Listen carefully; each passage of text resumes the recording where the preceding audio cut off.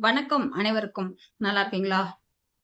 நல்லா இருப்பீங்க, நல்லா இருப்பீங்க. அதுதான் வேண்டிக்கிறேன். சிவபெருமான் அருளால எல்லா உயிரினங்களும் நல்லா இருக்கணும்.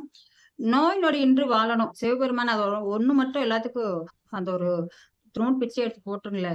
எல்லாம் கஷ்டப்படுறாங்க ரொம்ப ரொம்ப. ஒவ்வொருத்தருக்கும் ஒரு ஒரு கஷ்டம். என்ன பண்றதுன்னே தெரியல. ஆ மலர் லைஃப் அந்த பொண்ண பத்தி இன்னைக்கு காணோம் வீடியோவே போடல. அவங்க ஏன் போடல என்னன்னு ஒண்ணும் தெரியல. பையனுக்கு அன்னைக்கு கிரிட்டிக்கல் பொசிஷன்ல இருந்து நார்மலுக்கு வந்துட்டான் அப்படின்னு ஒரு ஷார்ட் வீடியோ எழுதி மட்டும் போட்டிருந்தாங்க. மன உளைச்சல் இருப்பாங்க போல இருக்கு ரொம்ப. WhatsAppல ஃபோன் பண்ணா எந்த மெசேஜ் பண்ணா ரெஸ்பான்ஸ் ரிப்ளை வரல. என்ன ப்ராப்ளம் தெரியல. பையனுக்கு எப்படி இருக்கணும்னு தெரியல அதுக்கப்புறம். ம். ரொம்ப ரொம்ப ஒரு கஷ்டமான இதுன்னா அவங்கள்ட்ட பேச வேண்டியது வருது. அவ்வளோ ஒரு வலிமையா வந்து தளராம பண்ணிட்டு இருக்காங்க. கடவுள் சோதனை குடுக்குறாரு. ஒரு பக்கம் இருந்து ஹெல்ப்பும் குடுக்குறாரு அவங்களுக்கு. ஏன்னா இல்லைன்னா அவ்வளோ பெரிய ஆப்ரேஷன் பண்றதுனா யாருனாலயும் சாத்தியம் இல்ல. அந்த பொண்ணுக்கு டாக்டர் வந்து அ எல்லாம் சும்மா பண்ணி குடுத்துருக்காங்க. டாக்டர் தான் ஹெல்ப் பண்ணியிருக்காங்க. உண்மையிலே அது ஏதோ ஒரு வகையில ஒரு புண்ணியம் பண்ணியிருக்கும் போல இருக்குது. அதனால அந்த பையனுக்காக எல்லா செலவு இது பண்ணியிருக்காங்க. மற்ற உறவுகளும் எனக்கு தெரிஞ்ச வரைக்கும் ஓரளவுக்கு அமௌண்ட் போயிருக்குது. அவங்க என்னதான் அமௌண்ட் குடுத்தாலும் அந்த ஹாஸ்பிட்டல் செலவு அப்படிங்கிறபோது ரொம்ப கடினம். அத நம்ம ஒண்ணும் பண்ண முடியாது. அந்த மாரி தான் போய்க்கிட்டு இருக்குது. இப்ப அந்த பையனுக்கு எப்படி இருக்குது, என்ன அப்படின்னு நமக்கு எதுவுமே தெரியாது. பார்ப்போம். ஆ ஏதோ ஒரு வீடியோ மலர் நீங்க இது ஏதாவது வீடியோ உங்களுக்கு உங்க சப்ஸ்கிரைப் ஆகட்டும், நீங்களாகட்டும் பார்த்தீங்கன்னா ரிப்ளை பண்ணுங்க.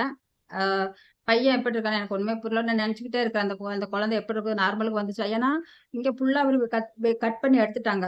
கால்ல வேற சதை எடுத்து, அந்த சதைய வந்து இங்க பொருத்தியிருக்காங்க. அது பொருத்தங்காட்டி அதிலிருந்தே அவங்க பார்த்துக்குவாங்க. உள்ள எப்படி இருக்குது என்ன அப்படின்ட்டு. கால்லயும் கட்டு போட்டு. இங்கேயும் அந்த இது. அந்த பொண்ணு ஒரே ஒரு இது வேண்டிக்கிறேன். மலர் நீங்க பார்த்தீங்கன்னா சொல்லுங்க. அ ஒரு டைம் எனக்கு WhatsAppல மெசேஜ் பண்ணுங்க. நான் என்ன ஒரு தாயா நெனச்சு தான் உனக்கு அந்த கூட கொஞ்சம் ஆறுதலா இருக்கும். வந்து பார்த்துட்டு வரலான்னு தோணுது எனக்கு. சென்னையில தான் எங்க பொண்ணும் இருக்கிறா.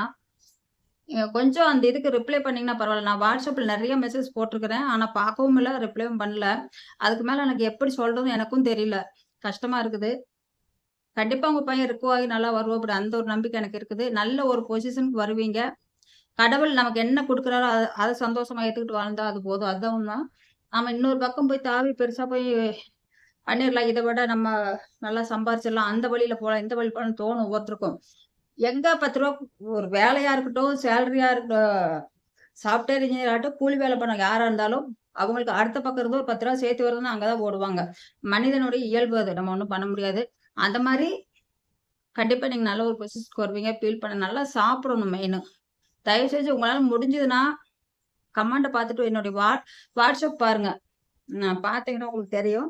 WhatsAppல நெறைய போட்டிருக்குது. எந்த இதுலயுமே வரல. அதனால தயவு செஞ்சு கொஞ்சம் பார்த்துட்டு எனக்கு ரிப்ளை குடுங்க. குழந்தை எப்படி இருக்குன்னு கேட்கணும். அந்த ஒரு இதுக்காக தான் நான் போடுறத. வேற எதுக்காகவும் இல்ல.